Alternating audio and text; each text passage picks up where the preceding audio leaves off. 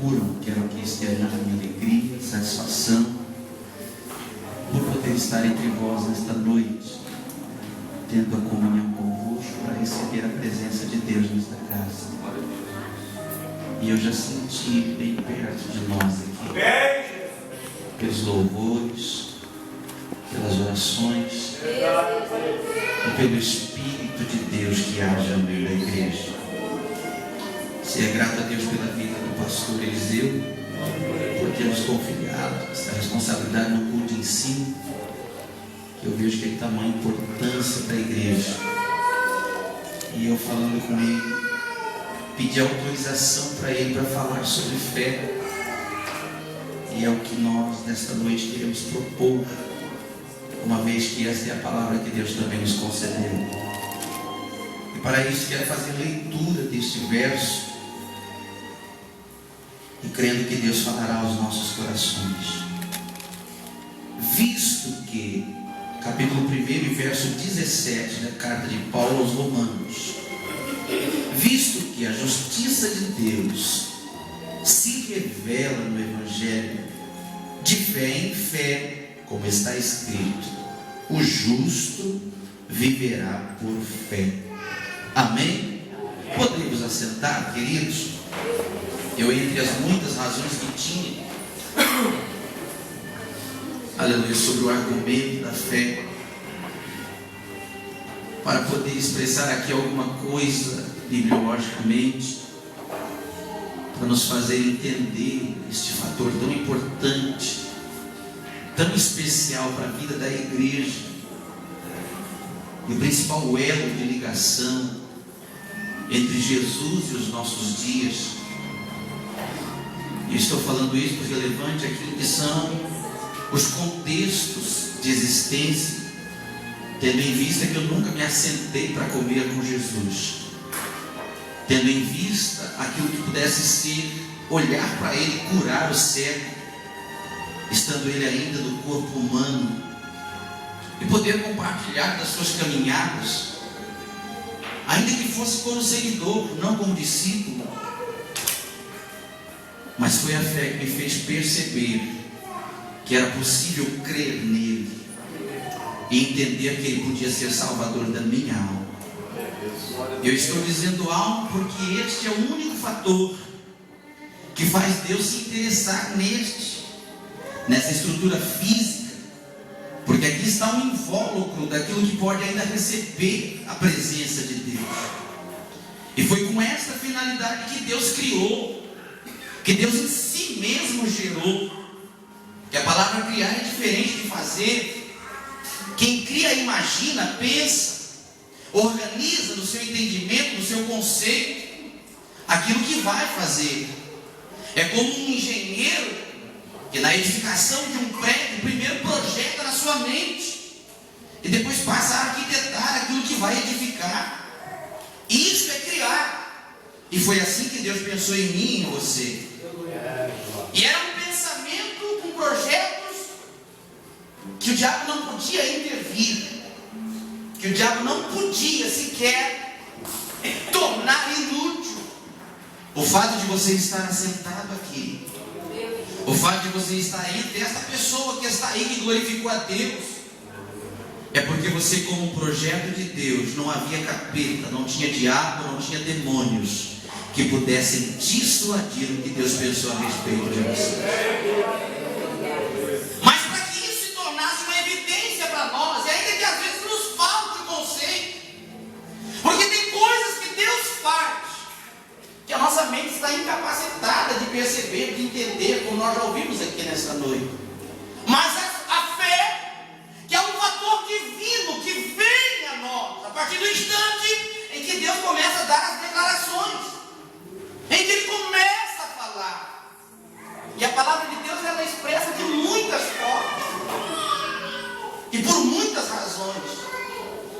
E esse fator divino, porque não nasce no homem, não é resultado da filosofia que pode argumentar um conceito capaz de infiltrar na mente, na capacidade de raciocínio humana, aquilo que são informações para criar conhecimento que gere a fé em nós. Não, ela veio.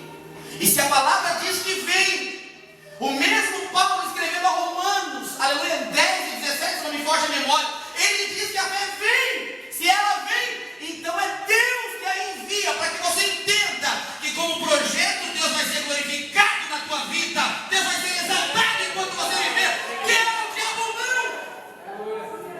não, queira o inferno ou não, queira você ou não, Deus vai ser glorificado enquanto você viver. É só olhar para você aqui assentado, que talvez no período da oração já derramou a lágrima aí, por não entender o porquê dessas cicatrizes que fazem lembrar, aleluia, aleluia, os ferimentos da vida, da jornada. Mas a fé te fez entender, aleluia, que existe uma esperança que vai além de circunstâncias como as tais que nós vivemos e que não pode ser comparado. O que Deus vai ser revelado naquele que perseverar pela fé. E Jesus, substanciando aquilo que fossem as razões de Deus em trazer a fé para o nosso coração, ele falou desse fator chamado alma, é onde estão as emoções, onde está a série de sentimentos no homem, e é onde está a possibilidade de Deus se ligar à eternidade que Ele gerou em Jesus.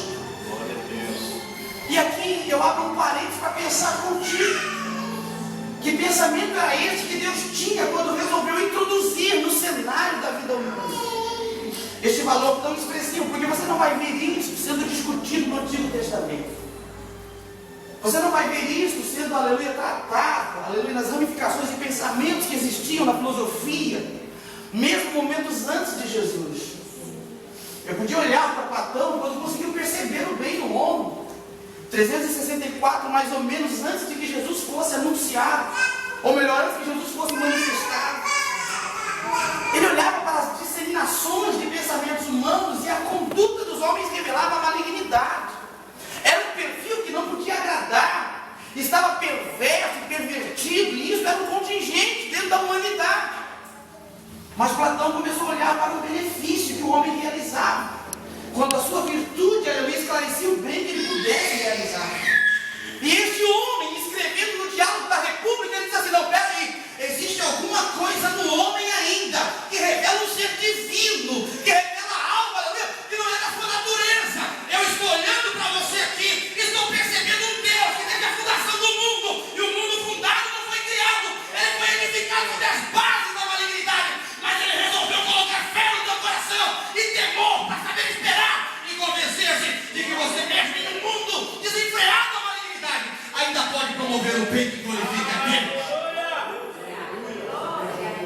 E a fé tem essa expressão, porque revela uma virtude em nós que nos qualifica para sermos úteis àquilo que é a obra de Deus. É por esta razão que todo o Antigo Testamento e os esclarecimentos são fatídicos, porque a palavra crer, aleluia, evoluiu naquilo que seja um contexto de fé, que Deus precisou declarar, que a atitude de alguém que reagia com base no fator crer já manifestava a fé no Antigo Testamento. Porque diz a palavra que quando Abraão resolveu dar o seu filho como sacrifício, mesmo ele tendo dito assim para aquilo que é o seu servo: olha, nós vamos ali, nós vamos sacrificar ao Senhor. Ele sabia que ele ia imolar o próprio filho, mas foi dele a palavra: olha, nós vamos sacrificar, mas nós voltaremos. Era crer que Deus tinha a possibilidade, ainda que ele matasse o filho, Deus o ressuscitaria. Isso é fé, que nos faz entender que tudo é possível aquele que crê. E crer me parece ser uma disseminação do valor disso que é fé, porque é a fé que me faz crer que Jesus vai voltar. Aleluia. É a fé que me faz perceber que existe a possibilidade de ir além do acreditar, de se envolver, de poder ter as experiências com Deus, de não estar preso, atrelado a contextos dessa natureza, porque Deus tem um plano melhor, porque Deus tem um plano maior. A fé não é para que o homem viva esse contexto natural, é para que ele entenda que Deus tem um projeto eterno, um projeto que não está subsidiado a corpo, mas revela a alma que pode glorificar a Deus eternamente, numa eternidade com Ele. E por esta razão que a palavra chama o justo. Claro que se nós fôssemos olhar para a conduta dos homens, só pode se encontrar justo aquele que foi justificado. Esses dias eu estava conversando com alguém e falando sobre a humildade. E eu costumo dizer que eu não sou muito a favor de crer que exista um homem humilde, porque o pecado, aleluia, conseguiu tirar toda a possibilidade, aleluia, daquilo que pudesse ser a semelhança que o homem tinha com Deus, inclusive a qualidade de ser humilde, porque basta olhar para a arrogância que existe em nós, que nos faz subjugar, aleluia, os valores da nossa vida ao nosso próprio ego, ao nosso próprio orgulho, aquilo que são, aleluia, as dissensões que evoluem em nós, o que pode acarretar ou acarretar uma separação entre eu e Deus, são as minhas próprias ações. E onde é que está o humilde nessas qualidades? Onde é que está, aleluia, o fator que pode me tornar semelhante a Deus? Então eu acredito que na humildade pode existir como uma virtude de Deus, agora por uma obra manifestada pelas ações do Espírito Santo no homem. Mas para que todo homem seja encontrado com essa virtude de humildade, precisa existir o quebrantamento. O homem precisa passar por um processo de humilhação. O homem precisa ser levado a sentir a angústia, a dor, a opressão, para que se revele nele a humildade que Deus revelou em Jesus, para dizer: olha, aprender de mim que sou manso e humilde. E algumas razões me levam a crer que foi a fé que produziu isso, que foi capaz de gerar em mim a confiança de que ainda nessa estrutura de ser humano, em meio ao mundo, aleluia, que tão ferozmente consegue tirar de mim o ímpeto daquilo que seja ser íntegro a Deus, em me tornar semelhante a Ele. E por favor, nós não somos nenhum espectro de homem. Nós somos diferentes dos grandes homens que a Bíblia conduz, aleluia, como personagens. E se você olhar para o capítulo 11 de Hebreus, mesmo aqueles que pela fé conseguiram fazer coisas, aleluia, que eram impossíveis aos homens realizar. E a galeria traz uma disfunção para aquilo que é a natureza humana, assim também como revela aquilo que é a ação de Deus. Olha para você, olha para a tua história, olha para a tua vida. Quando que olharam para você, o que dizia não podia ser, ela não pode, ele não é. Mas o meu Deus, pela fé, que produziu em você o fator crer, que fez descer vocês daqui para glorificar, para exaltar e bendizer ao Senhor. Então Deus tinha uma razão específica para revelar a fé. Por essa razão, estava resumindo o que fosse um contexto de Antigo Testamento nas palavras de Abacuque, quando em 2 e 4 do seu livro ele diz assim: olha, é pela fé que o justo vai viver.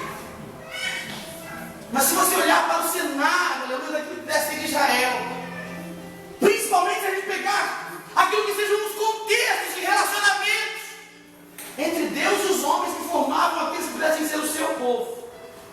Se você pegar Ezequiel 16 até o versículo 15, você vai ver o que foi a demanda de ações de Deus, o que Deus fez, o que Deus realizou para provar que Ele tinha desejos de intimidade com aqueles que Ele criou, com aqueles que Ele gerou, com aqueles que Ele se tornou eleitos dele.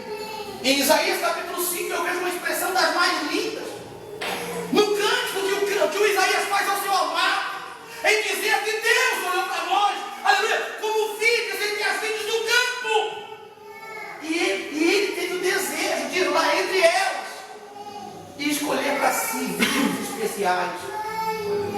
Não que eram melhores do que as outras.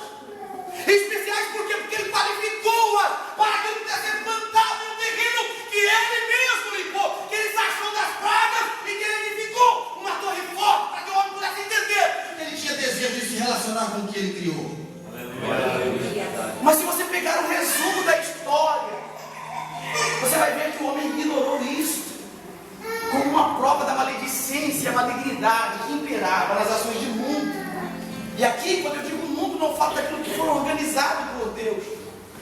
Eu digo daquilo que se organizou na cabeça dos homens, que com as suas informações e com as informações que recebeu, resolveu edificar para si um plano de conduta. E aí está a fundação do mundo, porque quando viemos a essa existência, nós não sabíamos o A, o B, o C, mas na dignificação daquilo que é o raciocínio e a possibilidade de sermos semelhantes a Deus, nós aprendemos a diagnosticar aquilo que sejam as virtudes e o bem que nós podemos realizar. Aleluia. Mas todavia, imperou em nós o plano da malignidade. E o que era virtude agora se tornou qualidade. Eis a razão porque muitos conseguem acreditar e não conseguem crer. Porque quem acredita sabe que ele é, sabe que ele pode, mas não investe.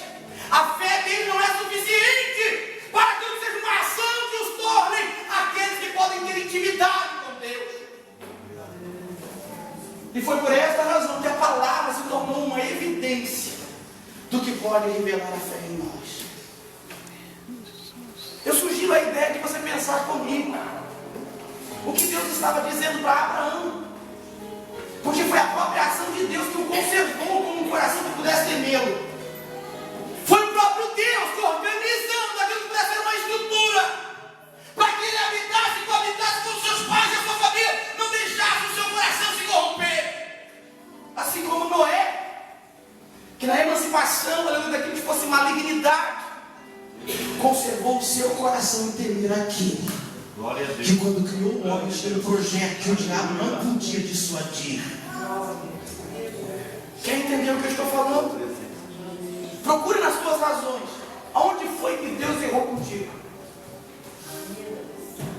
Procure aí dentro dos seus pensamentos. Aonde foi que Deus falhou no plano que Ele tinha com você? Naquilo que pudesse ser a esfera de relacionamento. Onde foi que Deus promoveu a decepção para nós? Mas às vezes aquilo que seja um argumento que promove em nós isso, que é uma instabilidade, que não nos dá a condição de ser perseverantes, nos faz desafinar e dar passos, tomar decisões que Deus nunca quisesse que nós tivéssemos tomado. Por isso nós nos tornamos injustos. E eram essas as ações dos homens do passado. Eram essas manifestações que revelavam que o mundo, na imperação daquilo que seja malignidade, também tinha sua força, mas não podia impedir Deus de ser glorificado no principal projeto que Ele desenvolveu na obra que criou. Aleluia. Glória a Deus. E eis a razão pelos quais nós vamos buscar argumentos dentro da palavra para nos tornar cientes de que se estamos aqui nessa noite, foi a fé que Ele fez chegar no meu coração, foi a fé que Ele fez produzir em você o fator crer, para ser capaz de entender que ainda que haja luta, que haja sofrimento, que haja angústia, que o câncer possa ter limitado a nossa vida, ainda existe uma esperança de que a alma não envelhece, a alma não se deteriora, ainda existe uma eternidade que o próprio Deus criou, que o próprio Deus gerou, para que haja uma esperança eterna para a nossa história. E é aí que está a justificação. Porque uma vez que a palavra nos ilumina, uma vez que ela vem e abre as lamparinas daquilo que é o nosso entendimento para entender que Deus tem um plano melhor, é Ele que nos torna convencidos, é Ele que nos faz convencidos de que é possível. E é por isso que quando Jesus estava ensinando e dizendo, olha, tudo é possível que crer, é porque a fé que nos fez entender que Ele é a pessoa de Deus, que foi revelado para tornar possível o que era impossível, nos dá condição de chegar aqui nessa casa e levantar a nossa voz de oração e o próprio Deus de fazer o milagre. Mas a fé me parece estar tomando caminhos no conceito dos homens, para os quais ela não foi desenvolvida, para os quais o próprio Deus não a criou. Por isso só o justo viverá da fé. É por isso que só aquele que entende que foi justificado, que vai saber usar a fé para vencer as lutas do dia, para vencer os momentos da vida, para vencer as agonias que este corpo pode sofrer, em que a alma pode ressentir-se com aqueles são os detalhes, aleluia, desta força de mundo. Eu vou profetizar sobre a tua vida nesta noite. Você não nasceu para perder, você não nasceu para viver cabisbaixo, você não nasceu para ser angustiado, você nasceu para a glória, para o louvor, para a expressão de culto e adoração. E o meu Deus espera ser adorado enquanto você viver. Por isso Ele te deu fé para ser capaz de crer. Algumas outras finalidades, e a gente podia fazer aqui um paralelo entre as ações de Deus no passado